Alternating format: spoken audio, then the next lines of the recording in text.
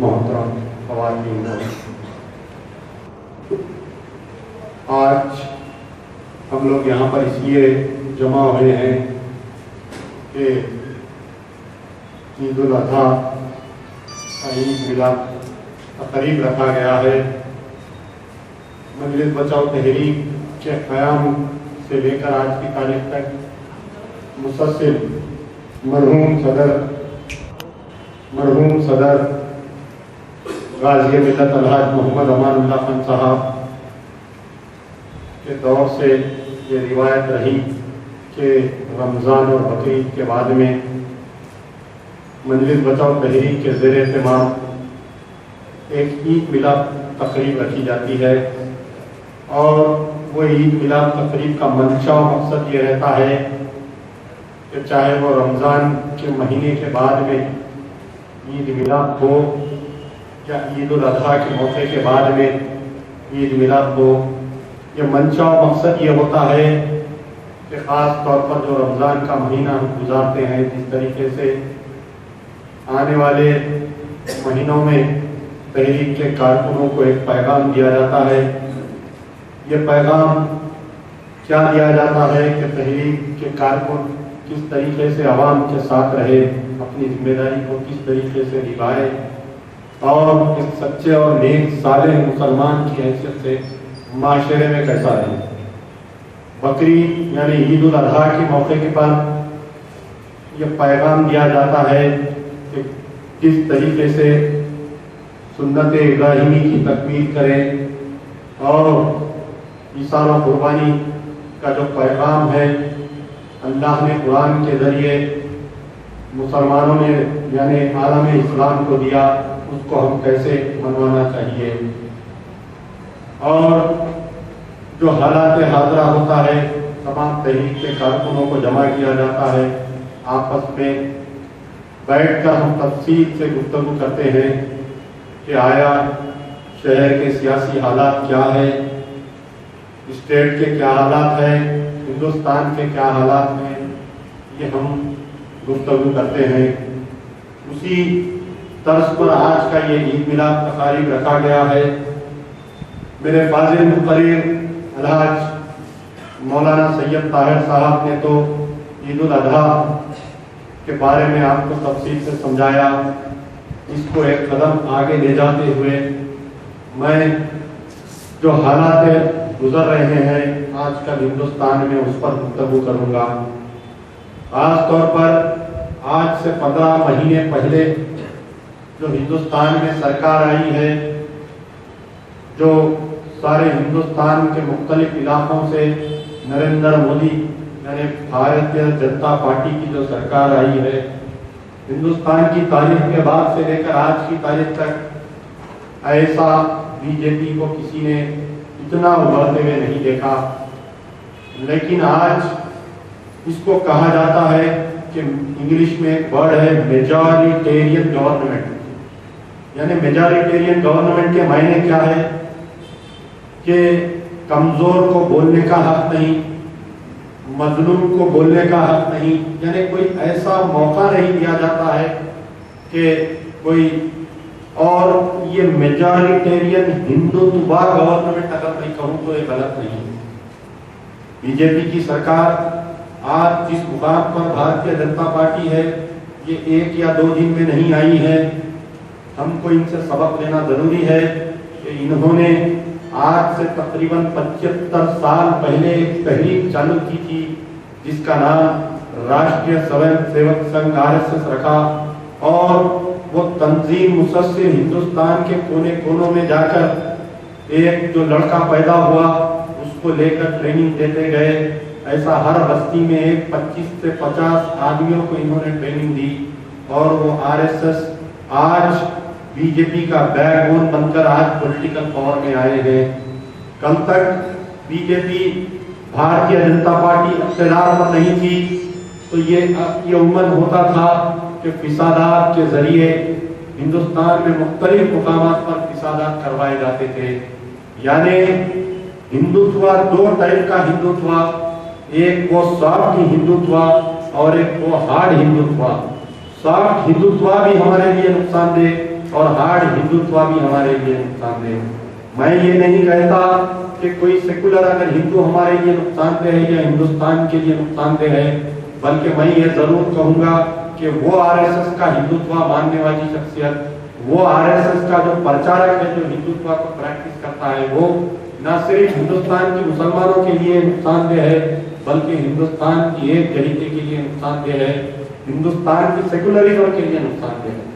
کانگریس میں جو ہندو یقیناً بھارتیہ جنتا پارٹی میں ہی نہیں بلکہ آر ایس ایس آج اپنے ہر پولیٹیکل پارٹی میں اپنے جڑیں مضبوط کر چکی ہے۔ کل تک لوگ کہتے تھے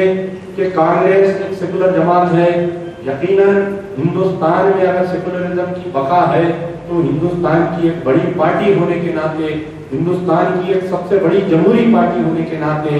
کچھ بقا اگر سیکولرزم کا ہے تو وہ کانگریس کے ساتھ جاتا ہے۔ لیکن دوسرا سکے کا دوسرا رخ اگر نکال کر دیکھیں تو یہ وہی کانگریس ہے جس نے یہ ہندوستان میں فرقہ پرستی کو آگے بڑھایا، نہ صرف آگے بڑھایا بلکہ یہی کانگریس کو اس بابری مسجد کے پورے سانحہ کا اگر میں ذمہ دار قرار دوں تو غلط نہیں ہوگا کہ بابری مسجد کا سانحہ کے لیے،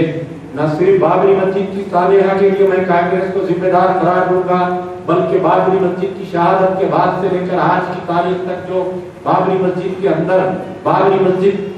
کے شہید ہونے کے بعد میں ہندوستان میں جو مسلمانوں کا جو ننگا ناچ کیا گیا، جو مسلمانوں کی جائیدادوں کو تباہ کیا گیا، جو مسلمانوں کی جان و مال کو جو نقصان پہنچایا گیا، اگر اس کا ذمہ دار میں کانگریس کو قرار دوں تو میں غلط نہیں ہوں۔ آر ایس ایس نے کیا کیا؟ آر ایس ایس نے پچھلے 75 سال میں جو کام کیا، آج ہر سیاسی جماعت میں آر ایس ایس کا نمائندہ،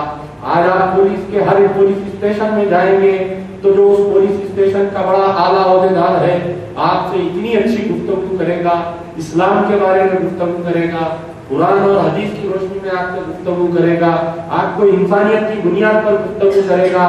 آپ کو ہر وہ چیز کرے گا، لیکن جب اس کا قلم چلے گا تو آپ کے خلاف میں 2 دفعے بڑھ کر لگائے گا، جب وہ فائرنگ کرے گا تو آپ کے اوپر 1 نہیں 4 گولی فائرنگ کرے گا۔ ہندوستان کی آر ایس ایس پولیس میں داخل ہو گئی، سارے پولیس اسٹیشن میں آپ جاؤ، کشمیر سے لے کر کنیا کماری تک اگر دیکھیں تو پتا چلے گا کہ کشمیر سے لے کر کنیا کماری تک کوئی ایسا پولیس اسٹیشن نہیں ہے جہاں پر خاکی وردی پہن کر کوئی ایک پولیس آفیسر تو بھی آپ کو آر ایس ایس کا دکھے گا۔ آپ جوڈیشری میں جائیں تو پتا چلے گا، کل تک لوگ کہتے تھے کہ ہندوستان میں واقعی ایک جوڈیشری ایسی چیز ہے جو یہ فرقہ پرست نہیں ہونے کی وجہ سے آج ہندوستان اکھنڈ بھارت میں بنا ہوا ہے۔ آج اقلیتیں اگر زندہ ہیں، اقلیتیں اگر اپنی مساجد سے اذان دے رہے ہیں، اگر اقلیتیں اپنے چہرے پر داڑھی رکھ رہی ہیں اور اگر اقلیتیں اگر اپنے سر پر ٹوپی پہن کر پھر رہا ہے تو وہ ہندوستان کی عدلیہ آج بھی سیکولر ہے یہ کہا جاتا ہے۔ لیکن میں پھر سے غلط نہیں ہوں اگر میں یہ بات کہوں کہ ہندوستان کی عدلیہ پر وہ دن سوالیہ نشان آیا جب الہ آباد کے ہائی کورٹ کے 3 ججوں نے فیصلہ دیا، ایک مسلمان جج تھے اور 2 غیر مسلم جج تھے۔ 2 غیر مسلم ججوں نے جو فیصلہ دیا، فیصلہ دینے کے بعد میں 1 دن بعد میں وہ ریٹائر ہوتا ہے فیصلہ دینے کے بعد میں، اور وہ یہ کہتا ہے کہ میں نے آستھا کی بنیاد پر فیصلہ کیا۔ یعنی آپ بتلائیے کہ ہندوستان میں ایک عدالت کے جج یہ بیان دیتا ہے کہ میں آستھا کی بنیاد پر فیصلہ دیا، تو پھر امجد اللہ خان غلط نہیں اگر وہ شک کرتا ہے ہندوستان کی عدالت پر۔ میں غلط نہیں اگر میں یہ کہوں کہ آر ایس ایس آج جوڈیشری میں بھی داخل ہو چکی ہے۔ اب اس کے بعد آپ ہندوستان میں ایک آرمی فوج ایک ایسی چیز ہوتی ہے جہاں پر کہیں پہلے زمانے میں ہمارے بچپن میں ہم دیکھتے تھے کہ اگر کہیں فساد ہو جاتا، کہیں اگر پولیس والے فرقہ پرستی کرتے، فساد کو کنٹرول نہیں کر سکتے، اقلیتوں کے گھروں کو، اقلیتوں کے عبادت گاہوں کو جو جلایا جاتا تھا یا ان کو لوٹا یا پیٹا جاتا تھا تو فوج کو بلایا جاتا تھا اور مسلمان ہمت سے گھر سے نکلتے تھے کہ اس علاقہ فوج کے حوالے کر دیا گیا ہے۔ لیکن میرا پھر سے سوال آتا ہے کہ کیا ہندوستان کی فوج میں بھی آر ایس ایس آ چکی ہے یا نہیں؟ یہ میری مثال میں دوں گا کہ جس وقت مکہ مسجد کا بم دھماکہ ہوا، مکہ مسجد کے قبل مالیگاؤں 1 مالیگاؤں 2 کا بم دھماکہ ہوا، اس سے قبل اجمیر का धमाका हुआ, समझौता ब्लास्ट का धमाका हुआ, तो शक की सुई यकीनन अल्लाह इस मीडिया वालों को अच्छा रखे कि कोई भी कहीं भी मरता है तो ये फौरन कह देते हैं कि जैश मोहम्मद का हाथ है, कोई कह देता है कि इंडियन मुजाहिदीन का हाथ है। अल्लाह इस मीडिया वालों को अच्छा रखे, इनको नेक तौफीक दे। मैं यही कहूंगा कि यकीनन कंस्ट्रक्टिव जर्नलिज्म अगर है, यकीनन अगर जर्नलिज्म में अगर कोई कंस्ट्रक्टिव अगर इनके अगर वो है तो मैं समझूंगा कि ठीक है, लेकिन अनहेल्दी कंस्ट्रक्टिव जो जर्नलिज्म में चल रहा है कि अपने टीआरपी रेट को बढ़ाने के लिए आप देखिए हर नेशनल चैनल वाला ये समझ रहा है कि अगर मैं किसी मुसलमान के खिलाफ में अगर 30 मिनट की स्टोरी चलाऊं तो मेरा माल बाजार में बिक जाएगा, मेरा माल बाजार में बिक जाएगा। चाहे वो स्टार टीवी रहो, चाहे वो आज तक रहो, चाहे वो CNN IBN रहो, चाहे वो IBN रहो, चाहे वो आप कोई चैनल का नाम लें, तो ये पता चलेगा कि कहीं ना कहीं रोजाना 24 घंटे में कम से कम 2-3 घंटे उस चैनल के वो मुसलमानों के खिलाफ में तबलीग करना, मुसलमानों को आतंकवादी करार देना, मुसलमानों के मदरसों को दहशतगर्दी के अड्डे करार देना, ये उनका पेशा बन गया है। यानी अपनी टीआरपी को बढ़ाने के लिए कौम को, ये कौम के मानने वालों को इतना बदनाम कर दो ताकि लोग देखने वाले ये समझे कि हकायक हम जो बता रहे हैं वो हकायक है। तो फिर ये जो मक्का मस्जिद का बम ब्लास्ट हुआ, मारे गो 1, मारे गो 2 और आपके जो समझौता ब्लास्ट हुआ, ये तमाम ब्लास्टों में किसका हाथ निकला बतलाइए। मक्का मस्जिद का ब्लास्ट हुआ, यहाँ के पुलिस के IPS ऑफिसर आकर मीडिया में कहने लगे कि किसी शाहिद बिलाल का हाथ है। ठीक है, अगर कोई पुलिस वाला कहता कि शाहिद बिलाल का हाथ है तो मैं समझता कि ये फिरका परस्त है, ये RSS का। अगर कोई कहता कि अगर ये मीडिया वाले कोई कहते कि शाहिद बिलाल का या किसी मुस्लिम तंजीम का हाथ है तो मैं कहता कि हाँ यकीनन ये RSS का है। लेकिन शर्म मुझे उस दिन आ गई कि जिस दिन मैंने दिल्ली के अखबार में इंटरव्यू देखा, हमारे मुस्लिम फायर दिल्ली में बैठकर अखबार को स्टेटमेंट देते हुए कहा कि शाहिद बिलाल का हाथ है और शाहिद बिलाल आतंकवादी है। मुझे बहुत शर्म की बात है कि हिंदुस्तान के करोड़ों मुसलमानों की नाक कट गई जिस दिन उनका लीडर ये बयान दिया कि ये जो मक्का मस्जिद में बम धमाका हुआ कि इसमें शाहिद बिलाल का हाथ है। मेरा दिल शुरू से नहीं मान रहा था, ना जाने क्यों कि मेरा दिल मान ही नहीं रहा था, बावजूद इसके कि फर्जी शवाहिद बताए जा रहे थे, बावजूद इसके कि मुझको सारे ऐसे वीडियो बताए जा रहे थे कि मुझे यकीन करने पर मजबूर किया जा रहा था कि हाँ शायद बिलाल नहीं तो नहीं कम से कम किसी दूसरे मुसलमान का हाथ है। मैं अल्लाह से दुआ किया और ये सोचा कि अल्लाह तू मुझको सही रास्ते पर लेकर जा, अगर मैं सही रास्ते पर जाऊंगा तो मेरी सोच भी सही रास्ते पर जाएगी। और मेरी सोच उस रास्ते पर गई कि मुझे ये पता चला कि ये शाहिद बिलाल का हाथ नहीं। मैं ये सोचा कि हम उस अल्लाह के मानने वाले, उस कुरान के मानने वाले, जिसमें कुरान में अल्लाह ने अपने बंदों को ये हुक्म दिया है कि वजू के लिए हम पानी को भी हम ज्यादा जाया नहीं करते। वजू जब बनाता है मुसलमान पानी को जाया नहीं करता। जो शख्स, जो मुसलमान अल्लाह का मानने वाला, कुरान का मानने वाला मुसलमान अगर वजू के लिए पानी को जाया नहीं करता तो किसी बेगुनाह के मुसलमान, किसी बेगुनाह के खून को क्यों जाया करेगा? और वो भी मस्जिद के अंदर क्यों बम धमाका करेगा? वो मंदिर के अंदर क्यों बम धमाका करेगा?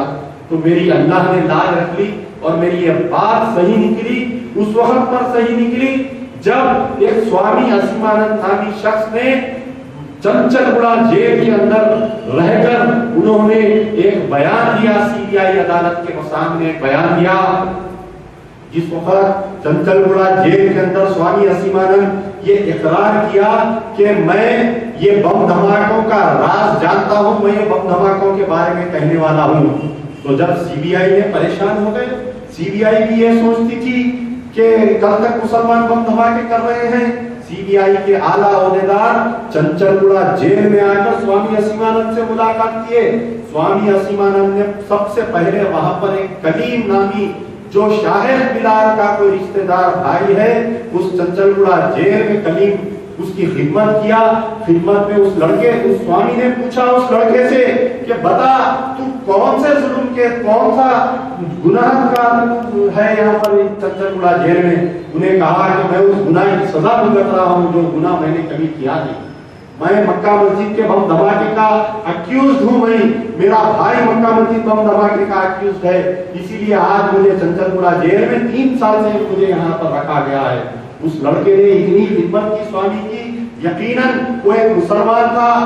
اور مسلمان کے لیے حکم ہے کہ چاہے وہ کسی بھی مذہب کا آدمی ہو, ضعیف ہے تو تم اس کی مدد کرو, بیمار ہے تو اس کی ذمہ داری کرو, اگر وہ بھوکا ہے تو تم اس کو کھانا دو, اگر اس کے پاس کپڑے نہیں ہیں آپ کے پاس 2 کپڑے ہیں تو اپنا ایک جوڑا دے دو اس کو. یہ ہم کو تعلیم دی گئی اور اس تعلیم کو مانتے ہوئے کلیم نے اس سوامی اسیمانند کی خدمت کی اور اسیمانند نے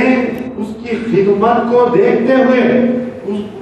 اسلام سے متاثر ہو کر سوامی اسیمانند نے طے کیا کہ میں CBI جج کی عدالت کے سامنے اپنا بیان احوال بیان دوں گا.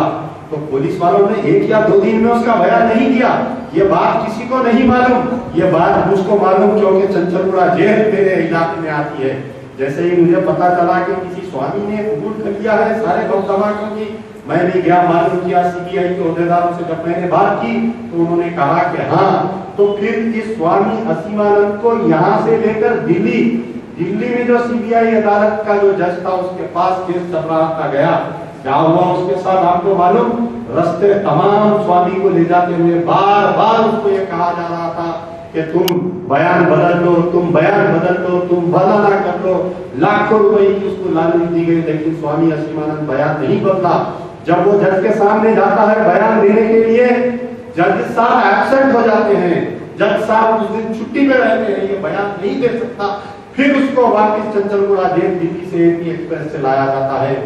1 مہینے تک اس سوامی اسیمانند کو چنچل گڑا جیل میں رکھا جاتا ہے اور 1 مہینے تک RSS کے سارے بڑے لوگ آ کر اس سے چنچل گڑا جیل میں ملتے ہیں, بڑے بڑے CBI کے عہدیدار آ کر اس سے ملتے ہیں اور 1 مہینے کے بعد میں پھر اس کو عدالت لے کر جایا جاتا ہے. وہی CBI عدالت کے سامنے جب وہ بیان دینے کے لیے جاتا ہے, اچانک سے اس کو یہ بات کہی جاتی ہے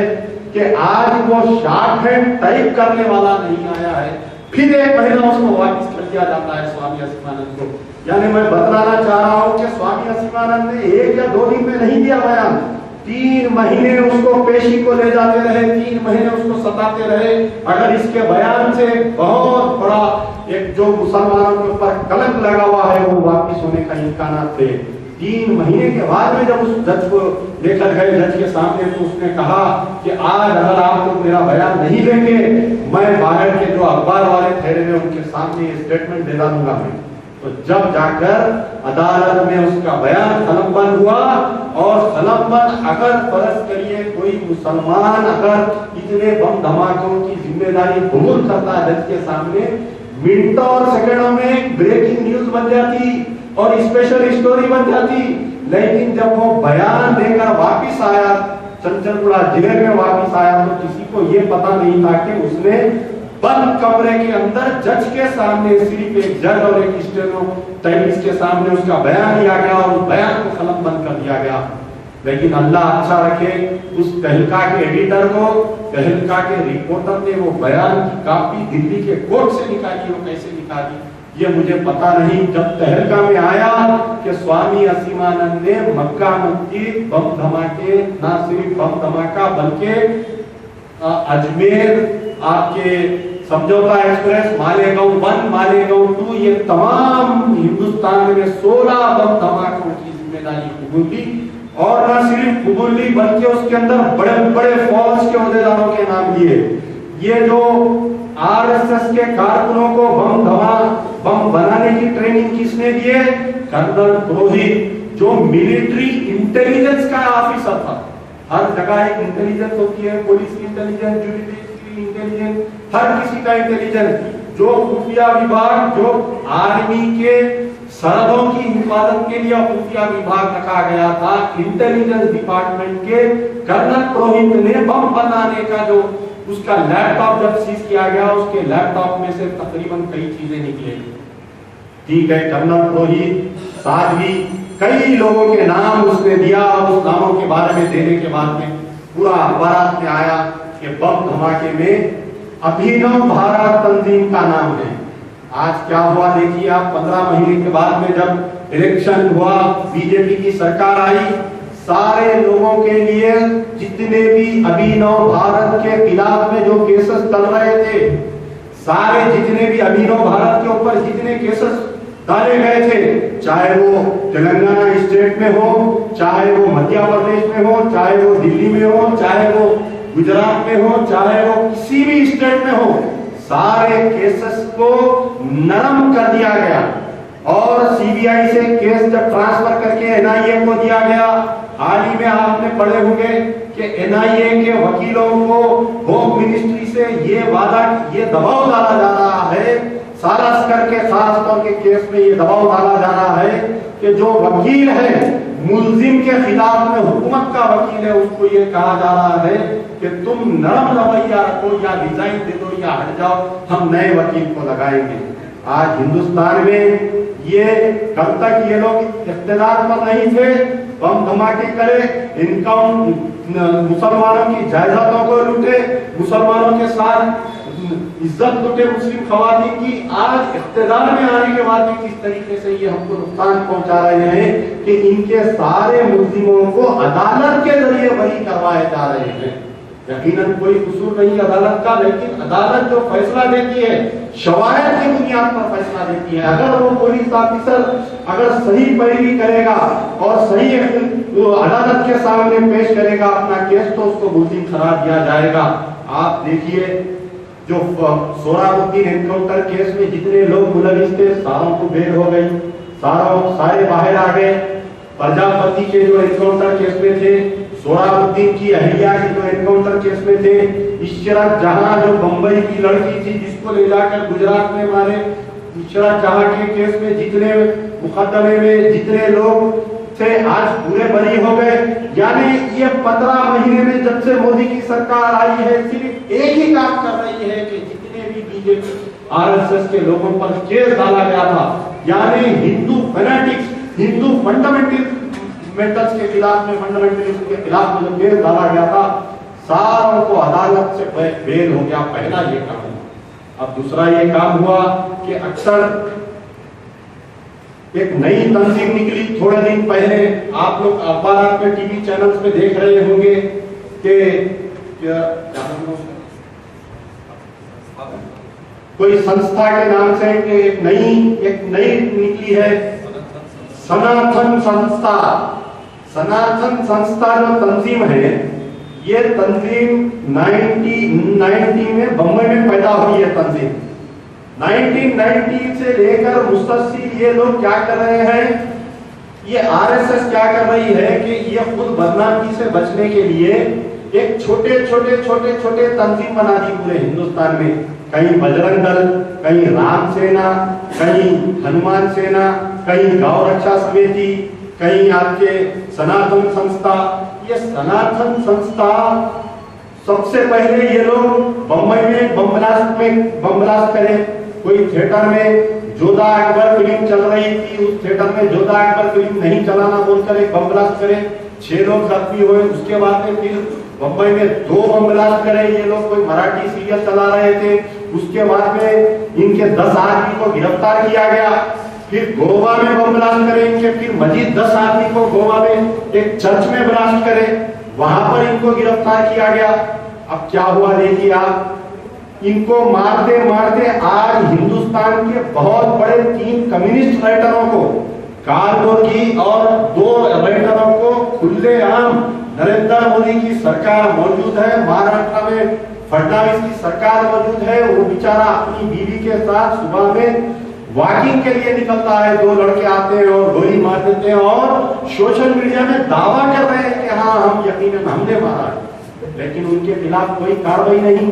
وہ جو بمبئی کے بم دھماکے میں 10 جنے گرفتار ہوئے تھے، ان کو پہلے کورٹ سے 10 سال کی سزا ہوئی تھی، سیشن کورٹ سے، ہائی کورٹ سے بری ہو گئے وہ لوگ۔ اب بتلائیے ہم کس کے ساتھ انصاف کی امید رکھیں گے، کس کے پاس جا کر انصاف کی بھیک مانگیں گے ہم؟ پھر جو گوا میں جو 10 آدمی ان کے ابھینو بھارت کے گرفتار ہوئے تھے، یعنی ये जैसा 3 घंटे की फिल्म है वैसा अभिनव भारत बदनाम हुई तंजीम, उसको खत्म कर दिए। ये संस्था सनातन संस्था लेके आए, बजरंग दल आई, ये सब का रिश्ता कहां पर जाके मिल रहा, तो मालूम होगा कि आपको ये सब का रिश्ता जाके आ रहा है